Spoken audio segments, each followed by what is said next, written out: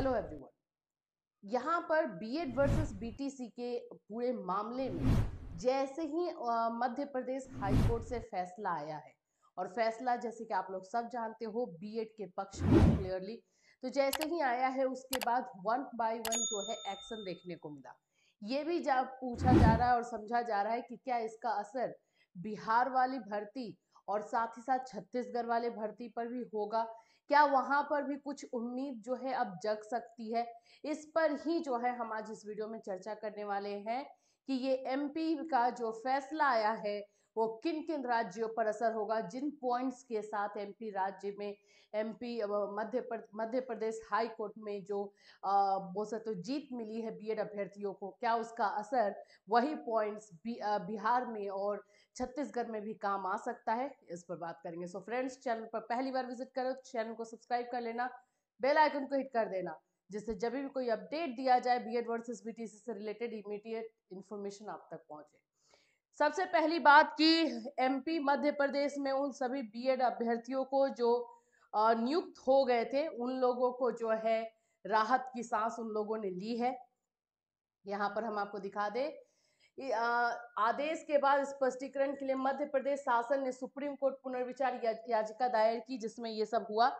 उसमें जो है कुल 21,962 नियुक्तियों में से 11,553 11,583 सिर्फ बीएड अभ्यर्थी थे और बाकी के जो है डीएलएड अभ्यर्थी थे। तो इन लोगों को राहत मिली है, लेकिन उसके बाद जो है 284 बीएड डिग्री वाले अभ्यर्थियों को भी नियुक्त किया गया है। उन सभी को अभी यहाँ पर जो देखने वाली बात यह है कि जिन जिन पॉइंट्स पर यहाँ पर राहत मिला है एमपी में, क्या उसका असर बिहार वालों पर भी होगा? देखो, एमपी में एक चीज को प्रूव कर दिया गया कि ये सब्जेक्ट टू आउटकम मैटर नहीं है। बिहार में ये किया जा पाएगा तो हो जाएगा। दूसरी बात है कि हाँ, ये जरूर है कि जो सुप्रीम कोर्ट 8 अप्रैल का फैसला आया है सुप्रीम कोर्ट का, उसके पूरे फैसले में से जो पॉइंट्स सब्जेक्ट टू आउटकम वाला था उसको उस तरह से प्रेजेंट किया है कि बीएड अभ्यर्थी जो है उस वैकेंसी को लेकर के किसी भी न्यायालय में नहीं जानी चाहिए। तो ऐसा इस तरह से जो है चीजों को रख दिया गया। तो इस तरह से अगर चीजों को रखी जाएगी तो बिहार वाले मामले में कुछ उम्मीद जग सकती है। छत्तीसगढ़ वाले मामले में थोड़ा सा निगेटिविटी इसलिए आ गया है क्योंकि छत्तीसगढ़ मामले में क्या हुआ है कि बच्चे सुप्रीम कोर्ट गए हुए थे, अपनी काउंसलिंग को लेकर के सुप्रीम कोर्ट गए थे। दूसरा इसका नेगेटिव पॉइंट ये आ रहा है कि 11 अगस्त के बाद की भर्ती है और जो 8 अप्रैल वाला फैसला है उसमें क्लियरली बोला गया है कि 11 अगस्त के बाद पहले की जो भर्तियां हैं और जो बाद की भर्ती है दोनों में डिफरेंस देखना ही होगा, और रेट्रोस्पेक्टिव एंड प्रोस्पेक्टिव वाला जो मैटर बोला है वो भी लागू होगा। तो ये सारी चीजें भी जो है वहां पर है। हाँ, छत्तीसगढ़ में इस पॉइंट पर बात की जा सकती है कि पूरा जो प्रोसेस था वो पहले से चालू था, सिर्फ और सिर्फ काउंसलिंग एंड जो है अपॉइंटमेंट रहा था।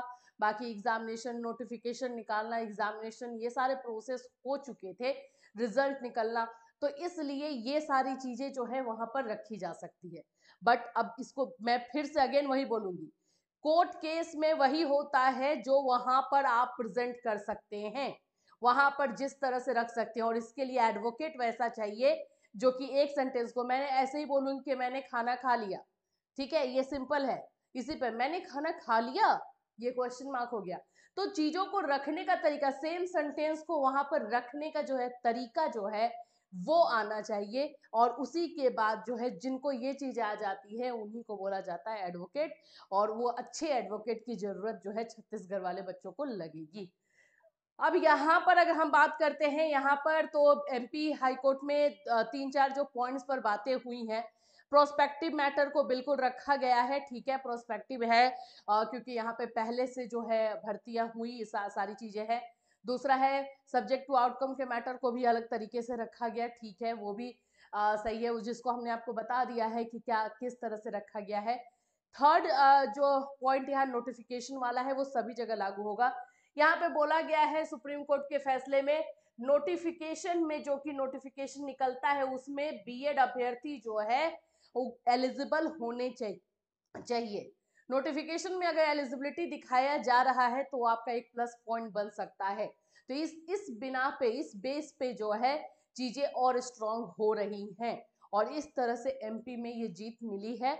और जहां पर भी अब ये केस फंसा हुआ है वहां पर इसको लेकर के जाया जा सकता है। एक उम्मीद जरूर जगी है, ये बात तो बिल्कुल है और उम्मीद जगी है, इसलिए आगे भी जो है इस पर कार्रवाई देखने को मिलेगी। छत्तीसगढ़ वाले मामले में आपको पता ही है कि आगे कार्रवाई हो रही है। बाकी ये मामला जो है एमपी वाला, ये किधर जा रहा है, कैसे जाएगा, उस पर भी जो भी अपडेट होगा डेफिनेटली हम आपको इन्फॉर्म करके बताएंगे। तो फिलहाल बीएड वर्सेस बीटीसी में यही सारी चीजें चल रही है। इससे रिलेटेड कोई और अपडेट होगा आपको इसी चैनल के माध्यम से इन्फॉर्मेशन मिलेगी। Till then take care everyone.